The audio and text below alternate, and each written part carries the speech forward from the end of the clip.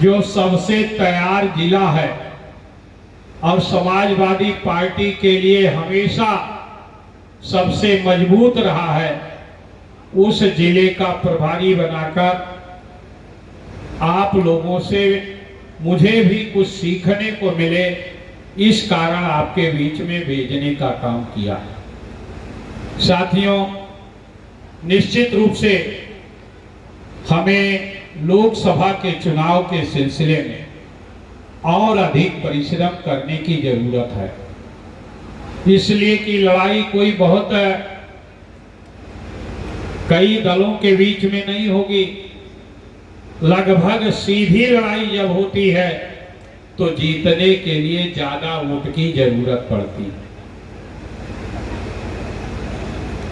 बहुत से उम्मीदवारों को मैंने देखा है बहुत बार में कि 23%, 24%, 25%, 26% वोट पाकर भी विधानसभा में पहुंचते हुए देखा। लेकिन इस बार के लोकसभा के चुनाव में आपको ये तैयारी करना है कि हमें 50% वोट अकेले समाजवादी पार्टी को कम से कम लेने का काम करना, इसलिए कि अन्य सारे दल जो दिखाई पड़े वो बहुत नॉमिनल रह गए, बहुत कम रह गए। विधानसभा के चुनाव में बहुत से दल लड़े, लेकिन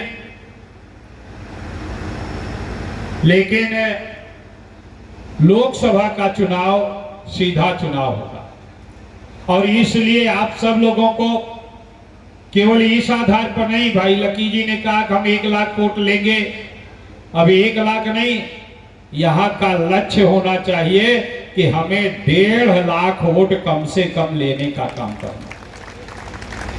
और जब इस आधार पे आप तैयारी करेंगे तब आसानी से चुनाव आप जीत पाएंगे।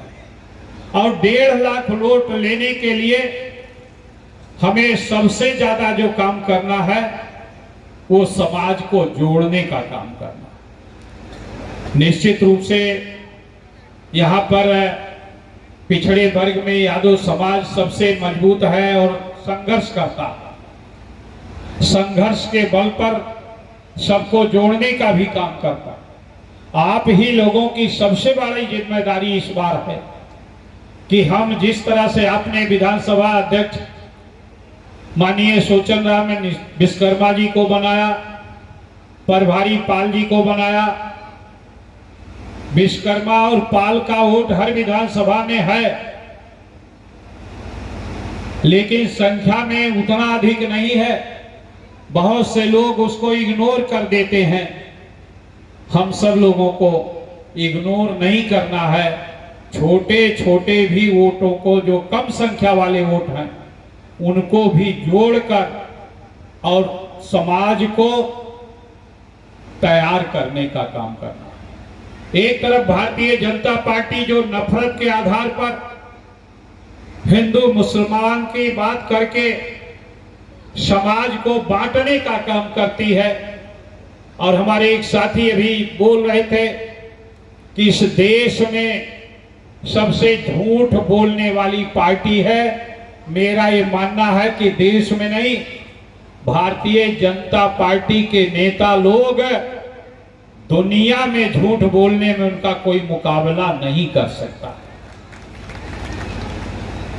आप आदरणीय प्रधानमंत्री के भाषणों को सुनिए और फिर उसकी सत्यता की परख करने का काम करिए। संत कबीर नगर में गए थे, उन्होंने कहा था कि संत कबीर नगर की वो धरती है जहां गुरु नानक जी, गोरखनाथ जी, महंत गोरखनाथ जी और संत कबीर जी तीनों एक साथ मंत्रणा करते थे कभी कभार, जबकि तीनों के जन्म में और मृत्यु में सैकड़ों साल का से ज्यादा का अंतर था, और एक साथ मंत्रणा करने दिखा दिया।